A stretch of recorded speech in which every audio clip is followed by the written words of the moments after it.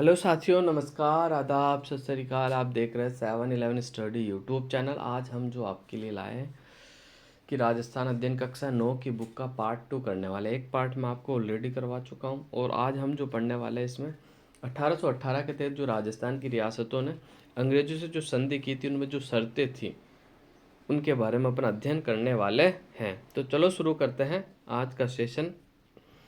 19वीं सदी के आरंभ में 20 रियासतें थी। राजस्थान में कितनी रियासतें थी? 20 रियासतें थी। इनमें से 17 राजपूत थी, 2 जाट थी और एक मुस्लिम शासक द्वारा शासित थी।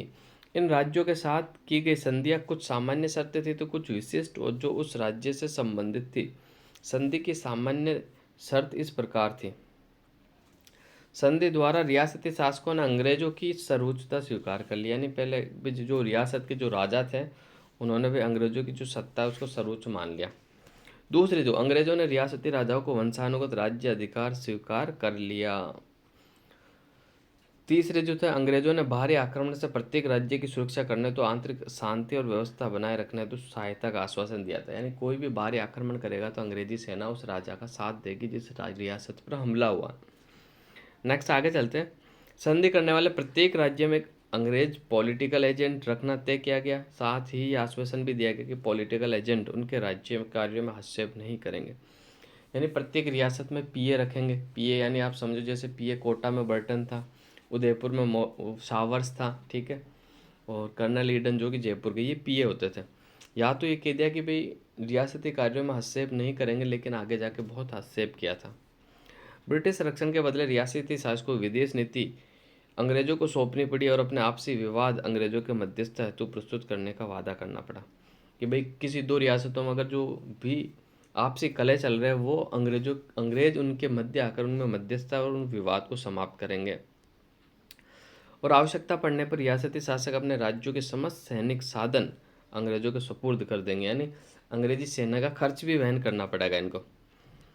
और अंग्रेजों को वार्षिक खिराज देने संबंधी धारा सभी राज्यों की संधियों से अलग अलग थी। यानी अंग्रेज फिर खिराज भी वसूल करते थे इनको। जब सहायता देते थे तो सहायता के रूप में जो राशि ली जाती थी उसे खिराज कहा जाता था।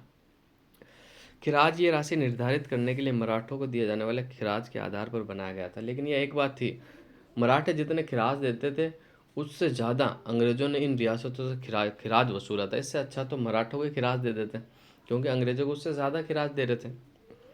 ब्रिटिश आरक्षण स्वीकार करने के फलस्वरूप राजस्थान के रियासती नरेशों की सुरक्षा तो प्राप्त हुई, पर उन्हें स्वतंत्रता खोनी पड़ गई। उपयुक्त संधियों का राजस्थान के राज्यों में बहुत प्रभाव पड़ा, यानी इस संधियों से काफ़ी इफेक्ट पड़ा रियासतों के ऊपर।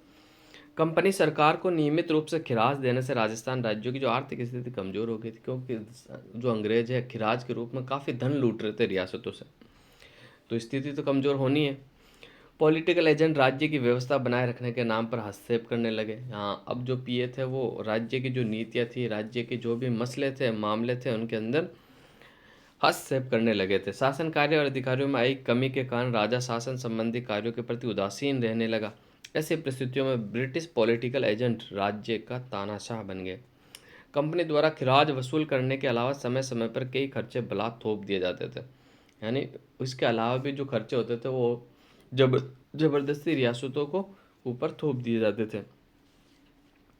अंग्रेजों ने राज्यों के आर्थिक साधनों पर अधिकार करने का प्रयास किया। नमक उत्पादन के क्षेत्र में सांभर झील, मेवाड़ के अफीम उत्पादन क्षेत्रों पर अधिकार कर लिया गया। शांति और व्यवस्था बनाए रखने के नाम पर लगभग सभी राज्यों में अंग्रेज सैनिक टुकड़ियों की स्थापना कर दी गई, जिनका खर्च संबंधित राज्यों को वहन करना पड़ता था। अब देखो, सेना अंग्रेजों की थी लेकिन उसका जो खर्च उठाते थे वो रियासती जो जो जो रियासत जिस रियासत के अंदर सैनिक टुकड़ी वो रियासत उठाती थी।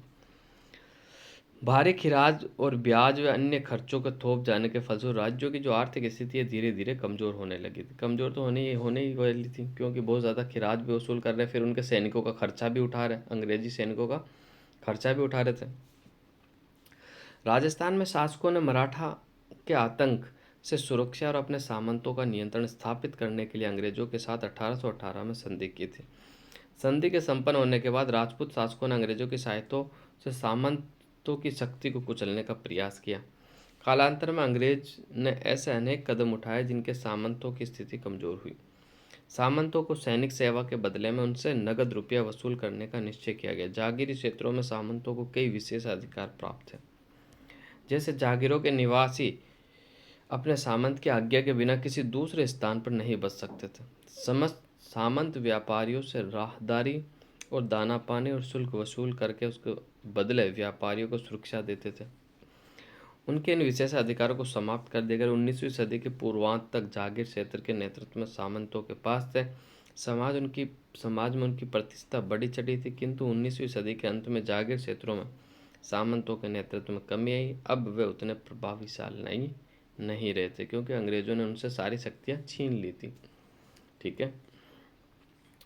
अंग्रेजों ने डूंगरपुर के शासक जसवंत सिंह को गद्दी से हटाकर प्रतापगढ़ के शासक के पुत्र दलपत सिंह को वहां का शासक बना दिया। इससे वहां की जनता ब्रिटिश सरकार के प्रति घृणा उत्पन्न हो गई। इसी प्रकार अंग्रेजों ने जयपुर की राजमाता भटियाणी को अधिकारच्युत करने का प्रयास किया, तो वहां के लोगों ने खुद होकर कप्तान ब्लेक की हत्या कर दी थी। ये इंपॉर्टेंट है भाई। कप्तान ब्लेक की जो हत्या, कैप्टन ब्लेक की जो हत्या कर दी गई थी। ठीक है।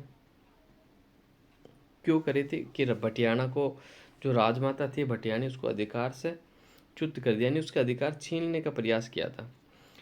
कोटा में अंग्रेजों के तत्कालीन महाराव किशोर सिंह के विरुद्ध रियासत में फौजदार जालिम सिंह के दावों का समर्थन किया, जिससे कि कोटा के हाड़ा राजपूत अंग्रेजों के विरुद्ध हथियार लेकर उठ खड़े हुए। अलवर और भरतपुर रियासतों ने अंग्रेजों के हस्तक्षेप कर व अवयस्क राजकुमारों को गद्दी पर बिठा दिया, क्योंकि शासक के अवयस्क होने की स्थिति में अंग्रेजों को राज्य के प्रशासन में अपना नियंत्रण स्थापित करने का अवसर मिल जाता है। जोधपुर के महाराजा मानसिंह ने ब्रिटिश सरकार को घोर विरोधी थे। उनके प्रयत्नों से अन्य रियासतों के भी ब्रिटिश सत्ता के विरुद्ध असंतोष पनपने लगा। नेक्स्ट देखो, पीए की बात करते हैं अपन। राजस्थान में क्रांति के समय ब्रिटिश पॉलिटिकल एजेंट जो थे उनके बारे में पढ़ते हैं। यहाँ से सवाल बनने की जो पॉसिबिलिटी है वो लगभग 100% होती है। अक्सर एग्जाम में पूछा जाता है। कोटा के जो पॉलिटिकल एजेंट थे वो मेजर बर्टन। ठीक है। जोधपुर के जो थे मैक मासन। ठीक है। भरतपुर के थे मॉरिसन। भरतपुर के कौन थे? मॉरिसन। और जयपुर के कौन थे? ईडन। जयपुर के कौन थे? ईडन। उदयपुर के शावर्स और सिरोही के जेडी हॉल थे भाई। ठीक है। अब इसको मैं आपको थोड़ा सा छोटी सी ट्रिक की सहायता से याद करवाना चाहता हूँ कि कोटा रियासत में कौन थे भाई? बटन, यानी कोट में बटन। तो ये कोटा रियासत का हो जाएगा। कोट से कोटा रियासत, बटन का मेजर बटन हो जाएगा। जोधपुर के थे जो मैक मैसन। जोधपुर के कौन थे भाई? मैक मैसन। ठीक है। मैक से आप याद रखना माइक माइक माइक माइक मैसन, जो कि जोधपुर के थे। ठीक है। भरतपुर के थे तो मॉरिसन, यानी भरतपुर के कौन थे भाई? मॉरिसन, यानी भरतपुर में सबसे ज़्यादा मोर होते हैं, तो मोर से मॉरिसन हो गया। ठीक है। जयपुर का थे ईडन, यानी ईडन गार्डन स्टेडियम राजस्थान में कहा भाई? जयपुर में है, तो आप इससे याद रख सकते हो। ठीक है। और उदयपुर के थे शावर्स। ठीक है। सबसे ज़्यादा जो शोर करते थे उदयपुर के करते थे। ठीक है। और हॉल बना हुआ था सिरोही में। ये ट्रिक अगर आपको अच्छे से याद रहे तो आप कर सकते हो, अन्यथा कोई दिक्कत नहीं है, आप इन्हें आसानी से याद भी कर सकते हो। ज़्यादा तथ्य तो है नहीं है,